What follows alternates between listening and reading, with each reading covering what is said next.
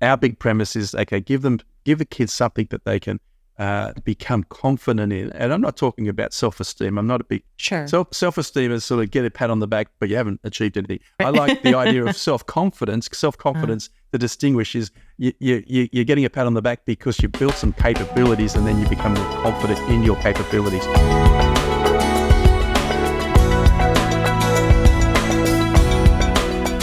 So what do we do with the child who they're just not getting it? And for those who, I mean, you guys have heard us talk about CTCMath for so long, and it's an online math program, of course. I'm assuming you're the voice, right, behind the math lessons? I am, yeah.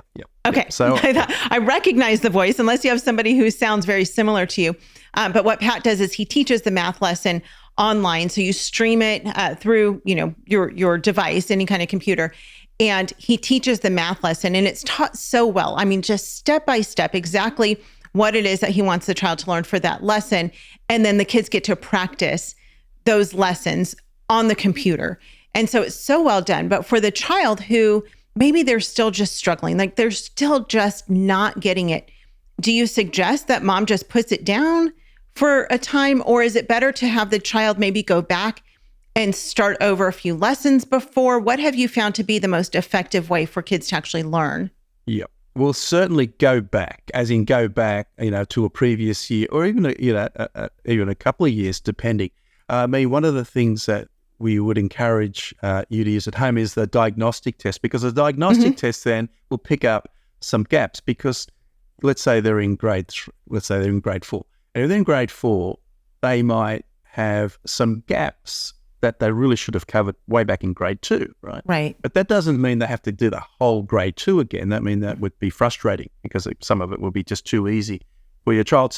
So what we suggest is sort of look at that diagnostic test, and it'll pick up what you do. Go back a year or go back 2 years in that part, and then give the kids some focused time on that. And what I found probably a really good way that kids have responded is to say, let's say they're in grade 4 again, let's just pause the rest of grade 4 for a minute. Let's see if we can fix up these problem areas first. And if you can fix them up first and then then get back into the grade 4 as a whole, we found that to be probably the most effective way of addressing that.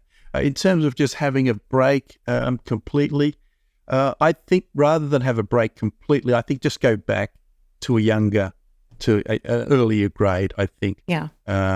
Because I think you always find a level that the kids can achieve and get some success in. So if they can even if they get some success at that younger level, they won't necessarily think, oh, this is too young for me. They'll just get, oh, wow, I'm becoming successful.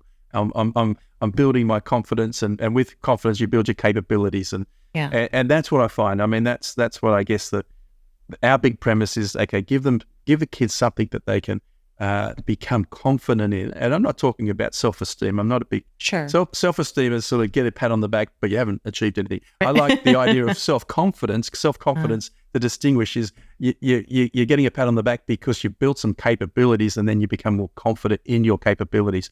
So I guess that's one of the things that I like to have a distinction between self-esteem and self-confidence. Homeschool Insights is sponsored by CTCMath. If you're looking for a great online math program, visit ctcmath.com and try it for free. For more great homeschool inspiration and resources, listen to the Schoolhouse Rocked podcast every Monday, Wednesday, and Thursday.